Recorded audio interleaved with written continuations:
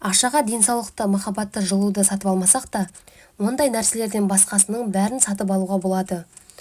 Бұл сөзбен кейбіреулер келіспесе де, көп жерде іштей мойындап жатады. Ол тілсіз-ақ көп мәселені шеше алады. Сіз күшіңіз бен уақытыңызды ақшаға алмастырасыз, ал сол күні бойы, бір ай бойы қуатыңызды, сағаттарыңызды жұмсап тапқан жалақыңызды қандай әмиянға салып жүрсіз? Құрметті менің оқырмандарым, бүгін сіздермен әмиянның қандай түсін таңдау керек, қалай пайдалану туралы, сол туралы әңгіме қозғайтын боламыз. Видеоны соңына дейін қараңыздар. Видео сізге пайдалы болса, лайк қалдырып кетіңіздер, комментария бөліміне қандай әмиян ұстап жүрсіз, сол туралы бөлісіп кетіңіздер. Ең бірінші, әмиянды қалай пайдаланамыз? Ішінде артық зат болмағаны дұрыс.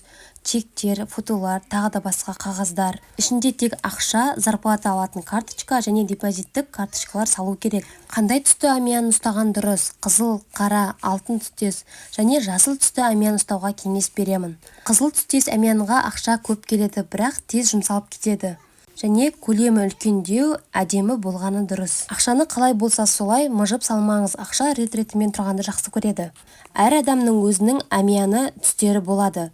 Адамның туған күніндегі сандарды қосу арқылы ол адамға әмиянның қандай түсі қолайлы екенін анықтауға болады. Достар, мысалға менің туған күнім 8-2 ай 1997. Дәл осы сандарды бір-біріне қосу арқылы соңғы санды шығарамыз. Соңғы шыққан санды екеуін қосып, біздің әмиянымыздың түсін анықтауға болады. Осы қосу жолдарын мен дәл осы видеоның астына жазып кететін боламын. Соған қарап өздеріңіздің әмияныңыздың түсін біліп алсаңыздар болады. Егер соңында 3, 5, 7 сандар шықса, әмиянның түсі қызыл болғаны жөн. Егер де 1, 2, 8 сандар шықса, әмиянның түсі қара қоңыр болғаны дұрыс. 4, 6, 9 сандар шықса, түсі жасыл болғаны дұрыс. Менде соңғы саны 9 саны шықты. Менде әмияным түсі жасыл болғаны дұрыс. Ақшаға ұқыпты болсаңыз, ол да сондай қарым-қатынас жасайды. Ақшаларыңыз көп болсын, бай қуатты болыңыздар.